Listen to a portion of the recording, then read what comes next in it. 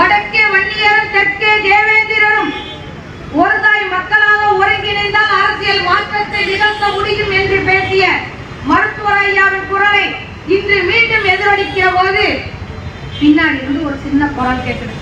அப்ப தெற்க நாங்கெல்லாம் இல்லையா? என்னைக்காவது மருத்துவர் ஐயா சொல்லியிருக்கிறாரா?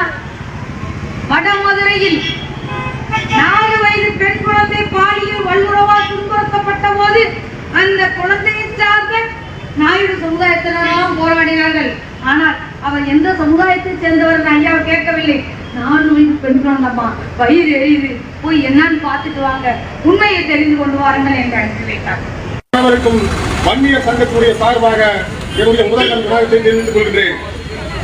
ஊர் உறங்கினாலும் தான் உறங்காமல் தான் உறங்கும் போதும் கொண்ட கொள்ளை மறவாத தைலாபுர தோட்டத்திலே வாசம் கொண்டு தமிழ் இனத்தினுடைய தமிழக மக்களினுடைய ஒவ்வொரு கூடைகளையும் தமிழக மக்களை பாதிக்கக்கூடாது என்ற எண்ணத்தில் அல்லும் பகலும் அயராது உழைத்துக் கொண்டிருக்கக்கூடிய இளைஞர்களுடைய எழுச்சி நாயகராக இன்று தள்ளாத வயதிலும் இளைஞர்களை போன்று சுறுசுறுப்பாக செயல்பட்டுக் கொண்டிருக்கக்கூடிய எங்களுடைய இனமான காவலர் மருத்துவர் ஐயாவுடைய பொற்பாதத்தை தொட்டு வணங்கி எங்கள் கட்சியுடைய பாட்டாளி மக்கள் கட்சியுடைய தலைவர், ஏழைகளுடைய ஏந்தல், இளைஞர்களின் எழுச்சி நாயகன், ஈட்டி வாய்ந்தாலும் இவை ஒட்டாத இளைஞர் வட்டத்தினுடைய எழுச்சி நாயகன் மருத்துவர் அன்புமணி ராமதாஸ் அவர்களை வணங்கி இந்த நேரத்திலே என்னுடைய உரையை நிகழ்த்துகின்றேன்.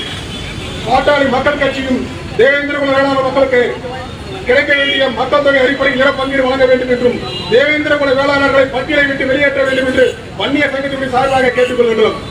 வன்னிய சமுதாய மக்களுக்கு 10.5% இடஒதுக்கீடு கல்வி வேலை வாய்ப்பில் வழங்க வேண்டும். தமிழ்நாடு அரசு தமிழ்நாடு அரசு உறுதி செய் உறுதி செய்